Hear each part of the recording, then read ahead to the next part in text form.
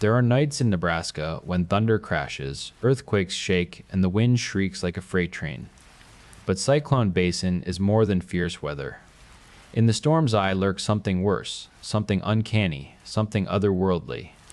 I'll never forget how my Uncle Richard vanished. My father described his brother as an odd kid. He was brilliant, but obsessed with a single subject: engineering. Richard fixated on sci-fi films like Star Wars and Star Trek. One day, he told my father he would build a spaceship and travel the galaxy. My father didn't believe him, but Reacher still built a radio to reach life beyond the stars. That first month, he heard only static, but he kept working. He built his spaceship from scrap and engine parts. After a year, he managed to turn it on, though it couldn't go anywhere. You'd get farther on a bicycle. People started to think something was wrong with him, but Reacher didn't stop. Kids teased Reacher, calling him weird. His parents tried to steer him toward other hobbies, but nothing would stop or convince him. Eventually, they gave up. One day, Richard told my father that he had made contact with a man from beyond the stars. When they tried the radio together, they received no signal. My dad thought Richard was lying, but Richard insisted he was telling the truth. In the weeks that followed, Richard acted more strangely than usual. He woke early to use his radio in seclusion and claimed to be on a secret mission from the stars. Once, my father joked about the man from Mars, but Richard's serious look stopped him from making fun of him again. Soon, Richard shifted from the radio to working on his spaceship. He gathered parts from around the neighborhood at first. Then, he resorted to raising funds. When it wasn't enough, he resorted to theft, which landed him in trouble. His excuse was, "I'm trying to save the world." Teachers suggested therapy, but his parents said they couldn't afford it.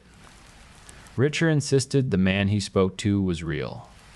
They finally took away his radio and spacecraft after he told them the spaceman would visit and take him away. His parents reported this to the police, fearing an adult was contacting him.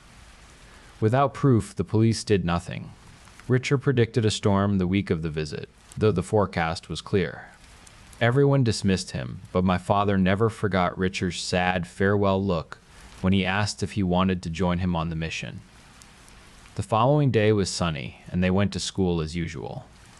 The science teacher called their parents, concerned after Richard told her she was his favorite teacher and that he would miss her. When my father asked about the visit, Richard told him that he would be picked up early in the morning. That night, the winds rose quickly. Breaking news announced a storm. My father recalled my grandmother remarking on the sudden, unusual weather. The rain was so heavy that my father couldn't see outside, but he heard trees fall and objects being blown about. It sounded like a freight train as the roof nearly lifted and windows cracked and burst. Chaos filled the house when their father arrived. They rushed to the basement. After securing my father and grandmother, Grandpa searched for Richard but couldn't find him. He finally returned empty-handed. My father swore he saw a strange glimmer of light behind Grandpa just before the door closed. In that moment, he wondered if his brother had told the truth. Months became years, but there was no clue to Uncle Reacher's whereabouts.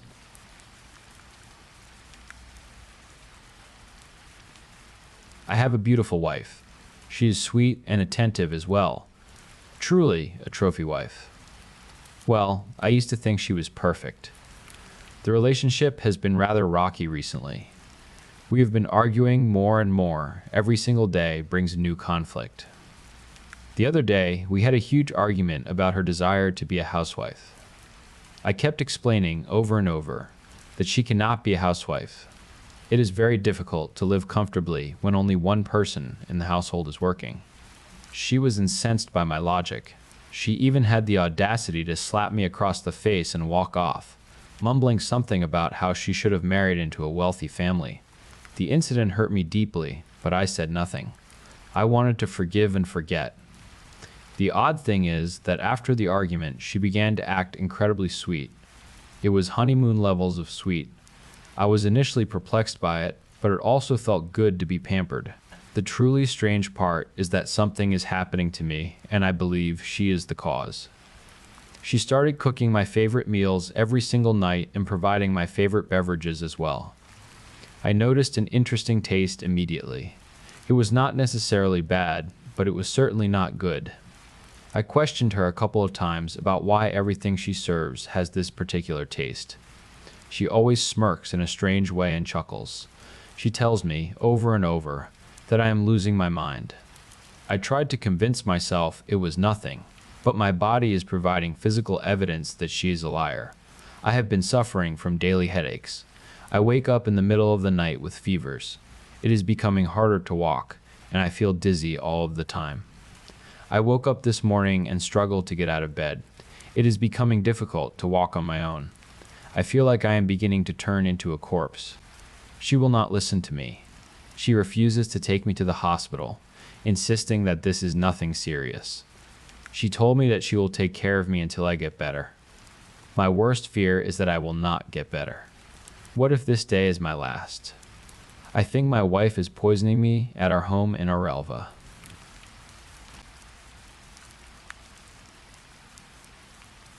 The red alert was still pulsing, but it felt distant, as if viewed through a fog. Roche needed time to adjust. What had just happened? An explosion. A massive blast that sent him through the corridor, followed by pain, agonizing pain. But now it was gone. Roche! Somebody screamed from the other side of the hatch. He tried to make them understand he was fine, but it was as if they weren't looking at him. His momentary relief vanished when they simply passed through him, like in one of those dark horror comedies. But now, something made him realize this was no comedy. His body was lying on the floor. He had likely died from the electrical shock, or perhaps the screwdriver that had ended its trajectory in his neck. One thing was certain, he wasn't alive anymore. There had been a warning about a leak, and now he was dead. What a pathetic way to go. The fuck, he rectified. He had died as an astronaut on Venus, his childhood dream. Even though he had made peace with the fact that going to Venus was a one-way ticket, he wasn't ready to die yet. The rest of the crew spent hours mourning his passing and planning what to tell Mission Control the next morning. His wife would be in pieces.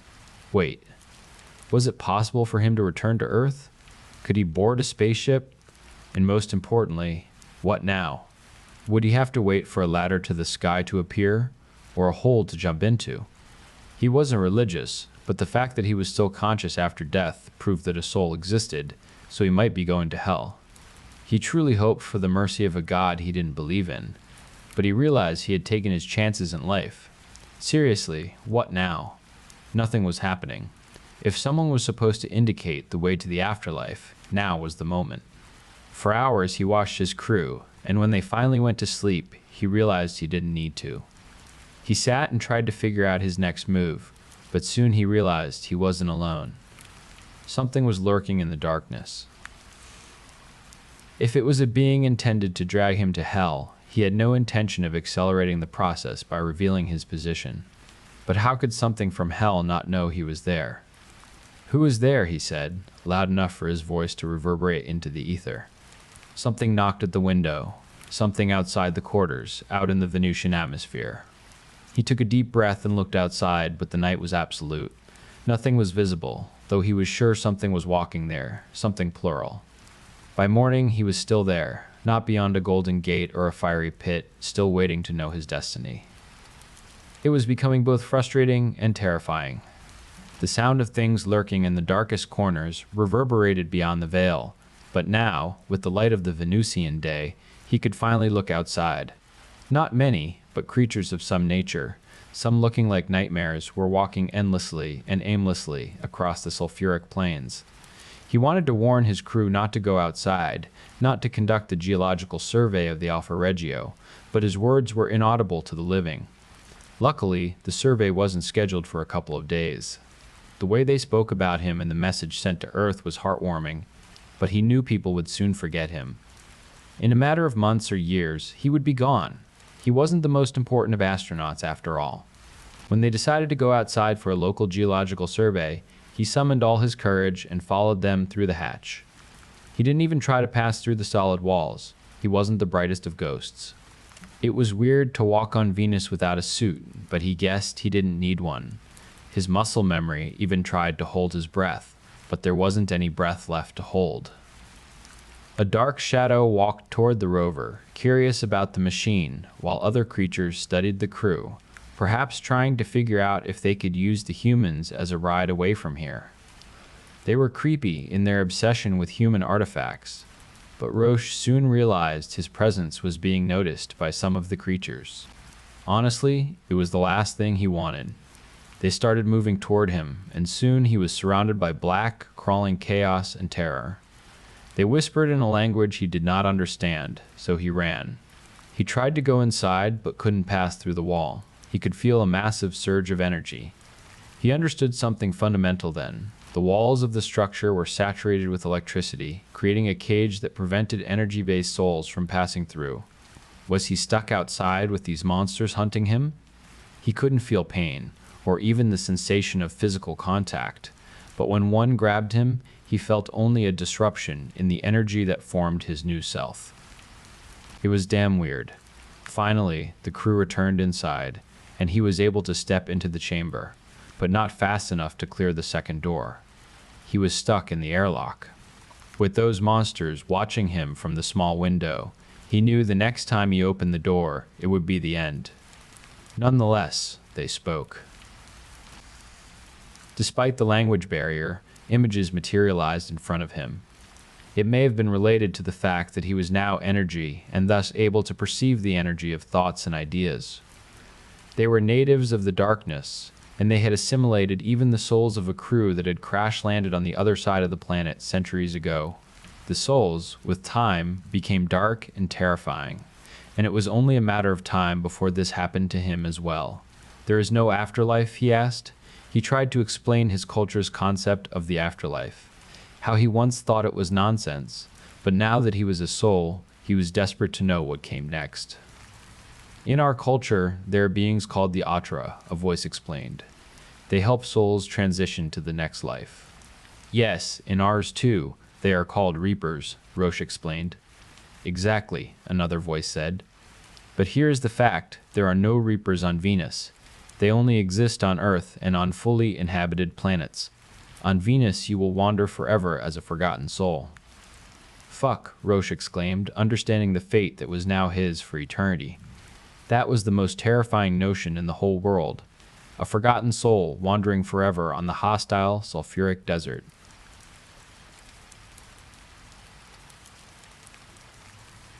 There's an old urban legend in my town, whispered for decades, about a little girl who never grew up. They say she died in the summer of 1963 during the county fair. She had collapsed suddenly on the carousel. Doctors claimed it was some strange illness, but no one really knew. Her family, stricken with grief, buried her quickly in her favorite frilly pink dress. Some say she wasn't dead yet. The story goes that if you walk alone near the abandoned carnival grounds at night, you'll hear footsteps behind you, soft, uneven, like a child in patent shoes. When you turn, nothing's there. But if you keep going, she gets closer. And if she speaks to you, you must never answer. I used to laugh it off. A ghost in a pink dress? It sounded like small-town nonsense. But curiosity gnaws at you. And one summer night, I decided to test it for myself. The carnival grounds were nothing more than rotting wood and reeds now, the skeletons of rides rusting against the moonlight. The Ferris wheel loomed like a broken crown, and the carousel poles were bent and splintered, with horses frozen mid-gallop and paint peeling from their faces. The air smelled like damp earth and mildew, thick with the buzzing of cicadas. I walked down the cracked pavement, my flashlight trembling in my hand. At first, nothing, just the crunch of gravel beneath my shoes. Then, faintly, behind me, tap, tap, tap. I froze. The night seemed to hold its breath. Slowly, I turned. Nothing, just empty shadows stretching across the rusted gates. I told myself it was an animal or my imagination. But when I started walking again, the sound returned, closer this time. Tap, tap, tap, tap. My stomach dropped. My throat went dry. And then I saw her. She couldn't have been older than 10, standing a few yards away. Her skin was pale, grayish, with shadows under her eyes. Dirt clung to the folds of her faded pink dress, once frilly, now frayed. Her head tilted unnaturally to the side, studying me with hollow curiosity.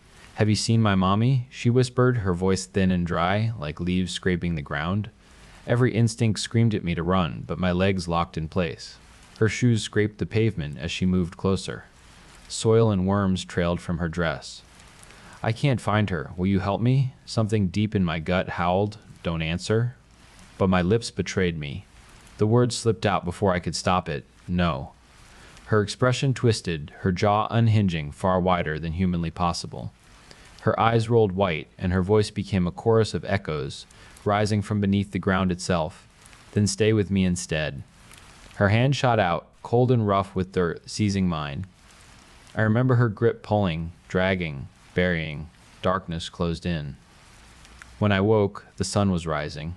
I was lying on the path, my throat raw, my fingernails caked with soil, as though I'd been digging. Around my wrist was a pink ribbon tied in a perfect bow. No one believes me when I tell them. They laugh, saying it's just a story. But sometimes, late at night, I hear it again outside my window. Tap, tap, tap.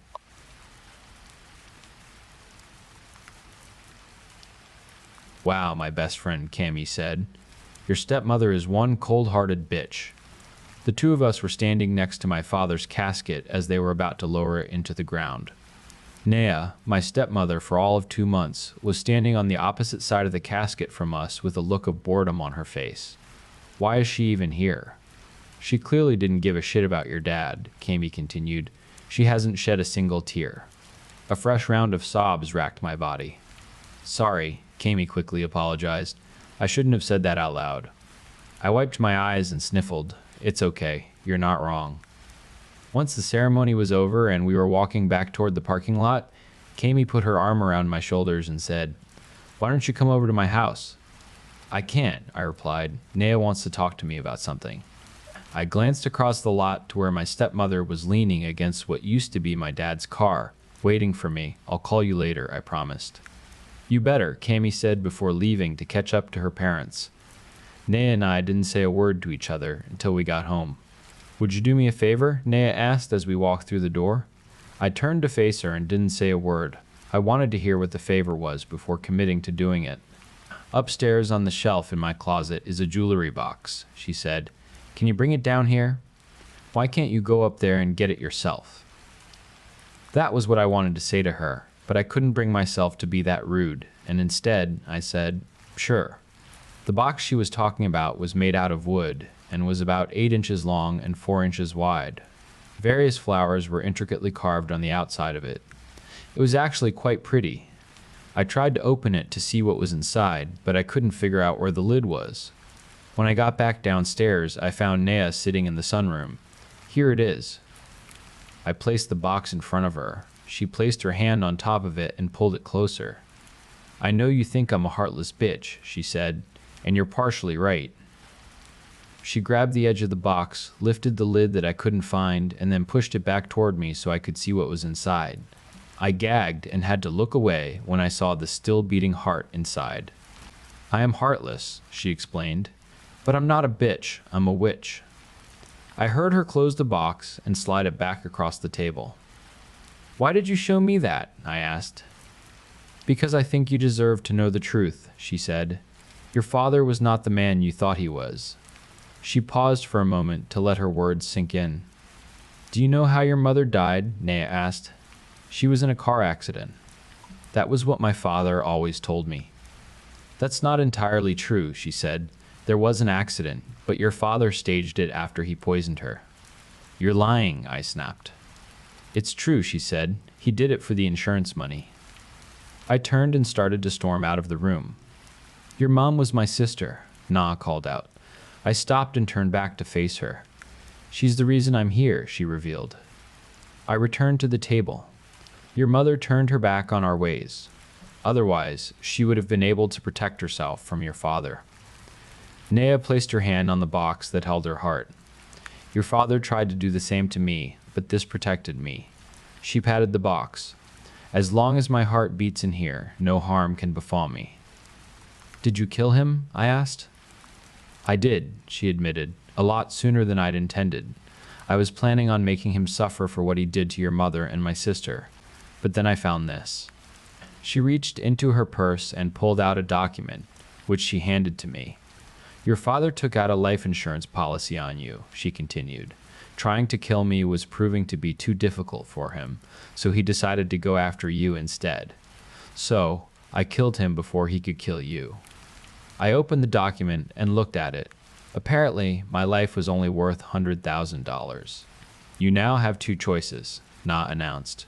I can leave you here with the insurance money I'll be getting from your father's death to live your life as you please, or you can come with me and learn how to do things like this. She tapped the wooden box.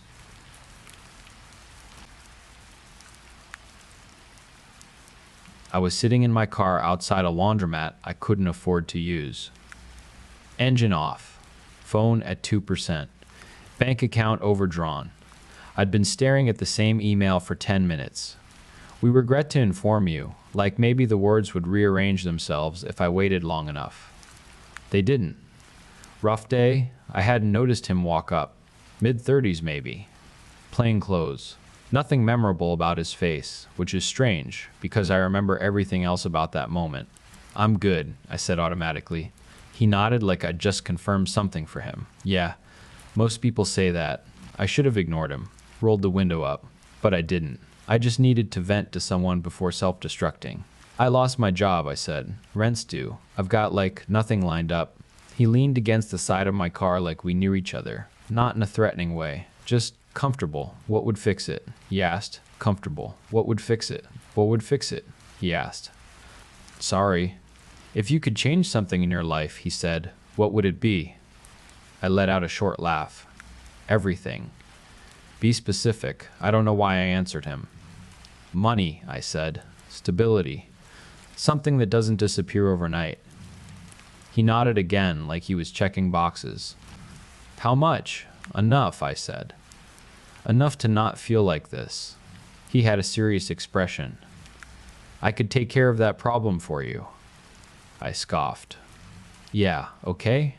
No, really, but it'll cost you. Cost me what? Silence for a second. Your soul, he said, slowly extending his arm for a handshake. I was caught completely off guard. I laughed, no longer taking the conversation seriously. Okay, I said. Sure. Deal. Fix my life, take my soul. Sounds fair. I shook his hand, expecting him to laugh too. He didn't. Deal. Something about the way he said it made my stomach drop. He wasn't dramatic, just off. Then my phone buzzed. I looked down. A deposit notification. I frowned. Opened my banking app. The negative balance was gone. In its place was more money than I'd seen in years. I looked back up. He was already walking away, whistling some eerie, unfamiliar tune. Hey, I called. What the hell is this? He didn't turn around. Fulfillment, he said. Then he was gone. I told myself it was a mistake, a glitch, maybe fraud even. I expected it to disappear by morning. It didn't. If anything, things kept getting better. Within a week, I had a new job with great pay and flexible hours. My boss treated me like I'd been there for years. Bills stopped being a problem. Opportunities just showed up. Life was amazing, but something weird happened. Some random woman walked up and greeted me while I was at a park. Good to see you again, she said, like she knew me. I frowned. I'm sorry, I don't think we've met. She smiled. Not like this. Her eyes flicked over me, quickly assessing. You said the same thing last time. She smiled a little wider and stepped past me, close enough that her shoulder brushed mine, and under her breath, she started whistling. That tune. I turned to look at her again, but she was already too far down the path, like she'd been walking longer than she should have. What? The hell? I shrugged it off. Same thing happened a week after that. Different place. Different place. Different face. This time, older. A gray-haired man wearing glasses. I recognized him instantly. Same calm demeanor. He sat down across from me at a park bench without asking. How's everything going? He said. I stared at him. Who are you? He tilted his head. We've already done introductions. No, we haven't. He smiled slightly. Not formally, no. I leaned forward, voice low. What did you do? He watched me, calm, patient. I offered you a solution. You offered me your soul. I shook my head. Yeah, but that's not possible. He smiled faintly, scanning the people in the area. You'd be surprised what's possible when you're desperate. Most people think it's a metaphor, the whole souls thing. I didn't respond, like it's some abstract loss of self. He looked back at me. It's not. A long silence stretched between us. I want out, I said, raising my voice. No, he said simply, you don't. Yes, I do. He shook his head. If you wanted out, you wouldn't have agreed in the first place. That's not, I thought you were joking. Everyone does. He stood up, panic spiked in my chest. Wait, what? What happens now? He paused. Nothing, right away. That's supposed to make me feel better? He adjusted his sleeves, grinning as he looked into my eyes. Collection happens when you least expect it.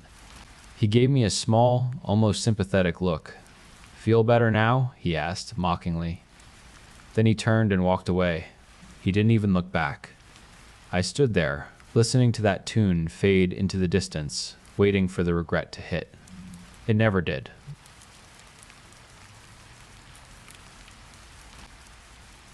It started last year.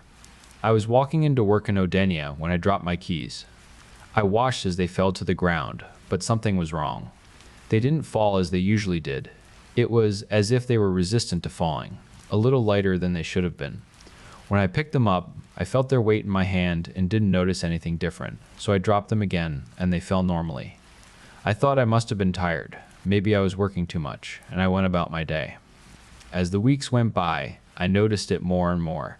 Every now and then, whenever something fell, it didn't fall the same way it used to. When I brought this up to my friends, coworkers, or anyone, I felt like I was losing my mind. Have you noticed things falling slower recently? Doesn't exactly sound like a sane thought. It was happening so gradually that I couldn't tell if it was real. But then I fell. I thought maybe I had caught myself, or perhaps someone had caught me, but when I opened my eyes, I hadn't hit the ground. I was falling in what felt like slow motion, what I imagined the men on the moon felt like. I actually never hit the ground at all. I just pushed against it with my hand and sprang back up. I've seen other people fall, and they don't fall the way I do. It's as if I, and everything I touch, do not follow the same laws of gravity as the rest of the world. It has been almost a year now, and I am having to adapt day by day. I have to be more careful with my steps, more deliberate, and I am beginning to feel lighter every day. For some reason, it is just me.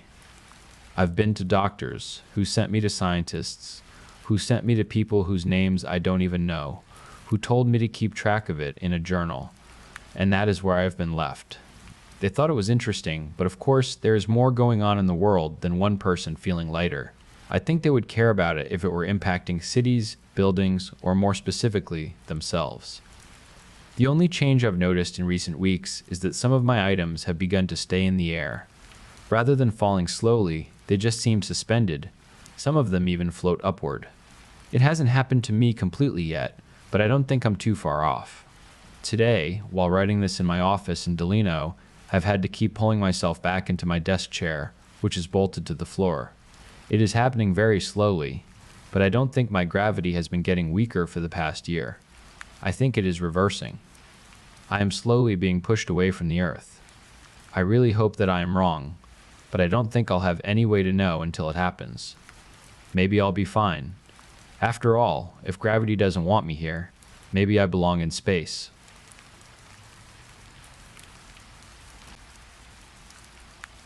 Now that it's done, I have to say, I am quite amazed at how easy it was to murder my wife. I know better than to brag about the details, but I can't resist, so I'll give the bullet points. After 20 years, everything finally works out. You've got more money than you know what to do with. You're staring down the barrel of early retirement at 47 for God's sake, and you realize there's just one problem, the old ball and chain. The frumpy wife you settled for when you were 20 and wanted to hump anything that moved, before you knew what a prenup was. She'll get half. Half is an awful lot. A lot more than she deserves. You're gonna need that half. You have an epiphany, a revelation. The best years are ahead of you, not behind you. You surprise your wife with a trip to San Diego. In the morning, you do a Pilates class with her. She's been telling you about wanting to get back in shape to tire her out. Then comes the big surprise. This isn't actually a trip to San Diego. It's even better. It's a trip to the Cayman Islands. You've already rented the boat and took the life jackets out. In the cooler, there's a margarita in a mixer, and you pour her a drink, which she comments is very strong. Then, when you are exactly 30 miles out to sea, you grab her by the legs and flip her overboard. That's literally it. That's all it takes. The rest of your life is yours. You get to start over. Start new. And I personally have done my best to shut out the memory of her screaming at me, thrashing in the water. How she managed to get out, I'm going to kill you. As if. She's fish food and I'm a bachelor. This isn't the end, of course. Now I have to start phase 2. Sell everything. Can't start new in the same old car and house. Sell it all and move to Montana or maybe Idaho. I get home and go right to the garage. First, I'm going to take my BMW to a dealership and take whatever cash offer they'll give me. I stick the keys in the ignition, but it won't start. Which is insane. The car is only a year old. I get it towed, and after a diagnostic, the mechanic starts asking me strange questions. Have you driven through a flood recently? What? No. Any hurricanes lately? What the hell kind of question is that? What's wrong with it? Well, the engine is flooded. Well, the Annie is flooded, full of water. Real nasty water. Like you drove it through a bog. Impossible. It's in the gas tank too. Hell, it's everywhere. We're gonna have to replace practically everything. The thing's dead in the water. No pun intended. I'm so angry, I start coughing. This must be a scam. My phone rings, and I ignore it. I start yelling at the mechanic, who does not take kindly to my threats. My phone won't stop ringing, so I finally answer. What? It's my nosy neighbor, NJ, and she says there's been an accident at my house. I need to get there now. A fire truck is there when I arrive, but no fire. My house is rubble, collapsed. Like a comet fell from the sky and blew it up. I cough, try to clear my throat, and ask what the hell is going on. Some guy with a badge asked me if I'm the owner and if I was aware of the water damage. What the hell are you talking about? I cough, trying to catch my breath. You must have smelled it. Yeah. Look at that timber, those black spots. Hell, this house might as well have not had a roof in a rainstorm. It's that bad. What did you do to get so much water in the house? Burst pipes? I want to reach out and strangle him, but the world gets fuzzy and I gasp for breath. I am in an ambulance. There is an oxygen mask on my face.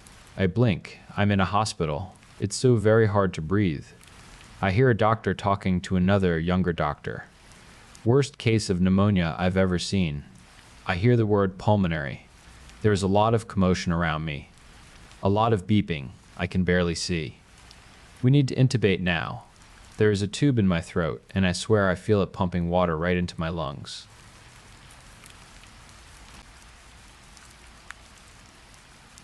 I have the perfect life. I should be grateful. I really should be grateful. I am sick of feeling like an ungrateful brat.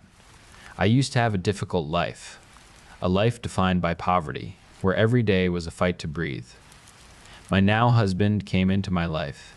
He is very wealthy and stable, and he possesses an impeccable reputation. I never understood why he chose to be with a damaged person like me, but he did. Being with him was a dream come true. He takes care of me, and I no longer have to struggle to survive. He saved me. Everyone speaks so highly of him, and people are only kind to me because of him. Without him, my life would surely revert to misery. I know I should be grateful that he rescued me, but I cannot handle how unsettling he is. He has a fixation on my name. My name is Ores. He talks about ores all the time and has filled our house with raw minerals and precious stones. He buys me perfumes meant to mimic the scent of cold metal and earth, so I smell like them too. He also makes strange comments, talking about how I am a beautiful, unrefined ore, and that he loves me even if I have jagged edges. He does not see me as a person, he sees me as the raw material. I was bothered by this at first, but I told myself I should accept it because I need him. I decided to conduct research on him to uncover his past. I wanted to see if there were any details that would explain his behavior. I found a very disturbing pattern. He had 3 X's before me: Adis, Fleurones, and Yil. That is not the worst part. The most chilling detail is that they are all dead. Adis's body was found buried under piles of heavy, crushed minerals. Fleurones was found dead with her mouth forced open and filled with industrial gold dust. Yil was found dead near a quarry, her body marred by sharp, jagged stone. It took me weeks to find this information, and it left me nauseous. There is only one explanation, and it is difficult to accept. Any sensible person would leave, but I need him. The problem is that I cannot be with a killer. It is morally wrong, and the fear that he will kill me too consumes me every second. I imagine it is only a matter of time until I end up as the 4th dead X. What do I do?